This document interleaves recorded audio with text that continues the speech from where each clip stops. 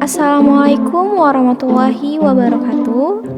Hai teman-teman, dalam video kali ini saya akan membahas tentang metode prototyping dalam pengembangan sistem informasi. Prototyping adalah pengembangan yang cepat dan pengujian terhadap model kerja dari aplikasi baru melalui proses interaksi dan berulang-ulang yang biasa digunakan ahli sistem informasi dan ahli bisnis.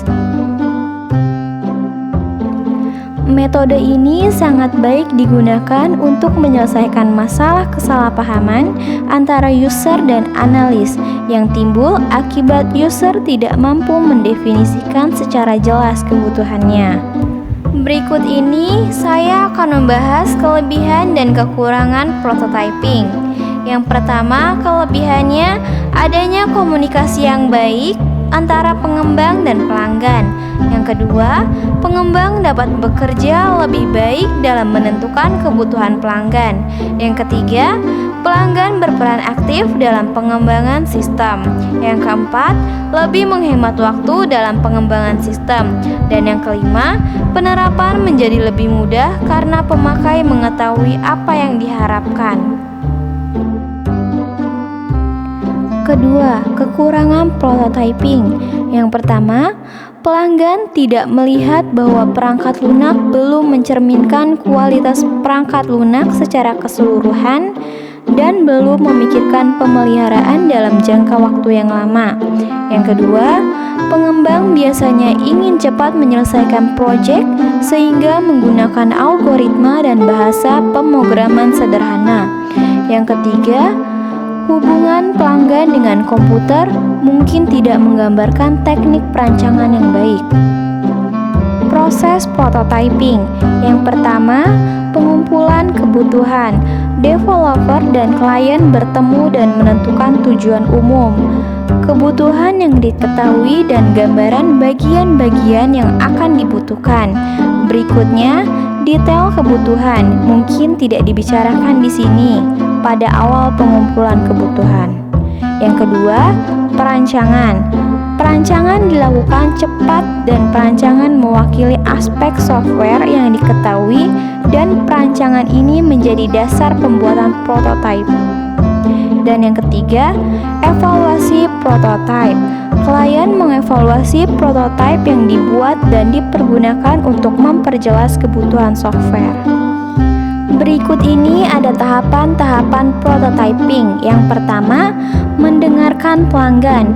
Pada tahap ini dilakukan pengumpulan kebutuhan dari sistem dengan cara mendengar keluhan dari pelanggan untuk membuat suatu sistem yang sesuai kebutuhan. Maka harus diketahui terlebih dahulu bagaimana sistem yang sedang berjalan untuk kemudian mengetahui masalah yang terjadi. Yang kedua, merancang dan membuat prototipe.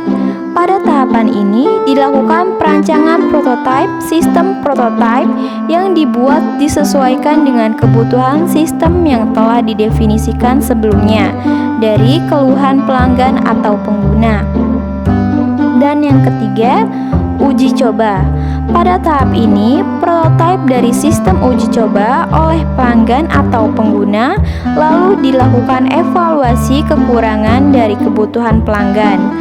Pengembangan kemudian kembali mendengarkan keluhan dari pelanggan untuk memperbaiki prototipe yang ada. Berikutnya adalah langkah-langkah membuat prototyping. Yang pertama, analisis kebutuhan sistem. Pembangunan sistem informasi memerlukan penyelidikan dan analisis mengenai alasan timbulnya ide atau gagasan. Untuk membangun dan mengembangkan sistem informasi, analisis dilakukan untuk melihat berbagai komponen yang dipakai sistem yang sedang berjalan meliputi harga software, jaringan, dan sumber daya manusia. Analisis kebutuhan sistem sebagai bagian dari studi awal bertujuan mengidentifikasi masalah dan kebutuhan spesifik sistem. Kebutuhan spesifik sistem adalah spesifikasi mengenai hal-hal yang akan dilakukan sistem. Ketika diimplementasikan, analisis kebutuhan sistem harus mendefinisikan kebutuhan sistem yang spesifik, Antara lain, yang pertama, masukan yang diperlukan sistem atau input. Yang kedua, keluaran yang dihasilkan atau output. Yang ketiga, operasi-operasi yang dilakukan atau proses. Yang keempat, sumber data yang ditangani. Dan yang kelima, pengendalian atau kontrol spesifikasi kebutuhan sistem. Tahap analisis kebutuhan sistem memerlukan evaluasi untuk mengetahui kemampuan sistem dengan mendefinisikan apa yang seharusnya dapat dilakukan oleh sistem tersebut. Kemudian, menentukan kriteria yang harus dipenuhi sistem. Beberapa kriteria yang harus dipenuhi adalah mencapai tujuan, kecepatan, biaya, kualitas informasi yang dihasilkan, efisiensi dan produktivitas, ketelitian, fidelitas, dan kehandalan atau rehabilitas. Yang kedua, desain sistem. Analisis sistem mendeskripsikan apa yang harus dilakukan sistem untuk memenuhi kebutuhan informasi pemakai desain. Sistem menentukan bagaimana sistem akan memenuhi tujuan tersebut. Desain sistem terdiri dari aktivitas desain yang menghasilkan spesifikasi fungsional.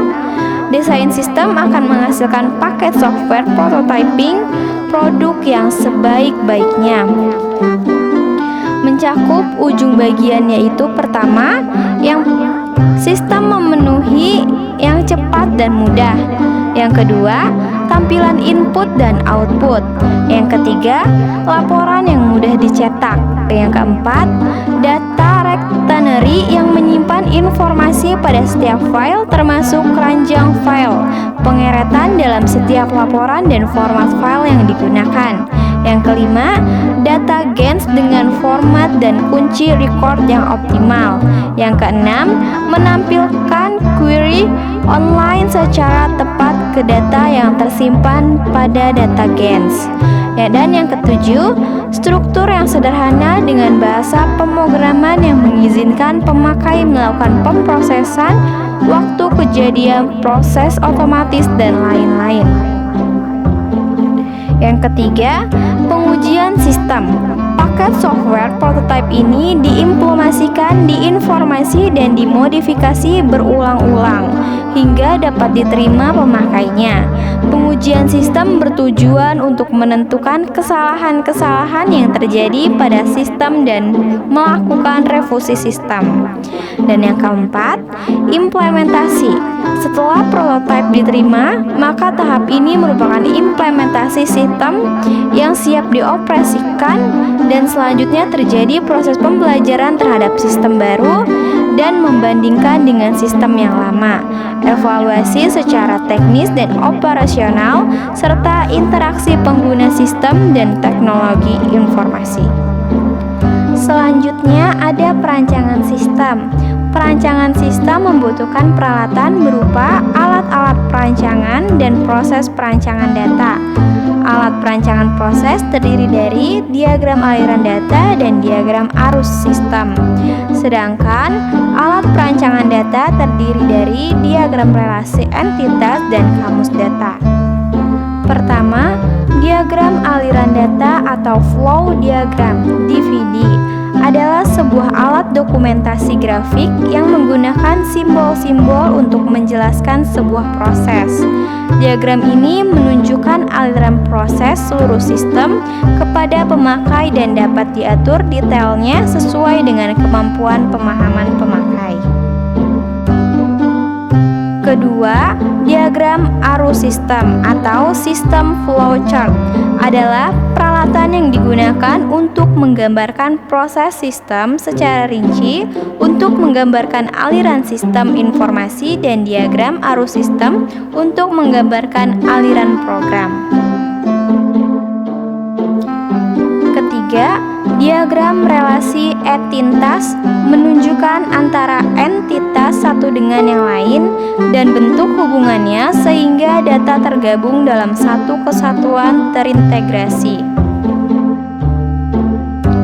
Selanjutnya, ada kamus data adalah penjelasan tertulis lengkap dari data yang diisikan ke dalam database. Cukup Sekian video dari saya. Kurang lebihnya mohon maaf. Wassalamualaikum warahmatullahi wabarakatuh.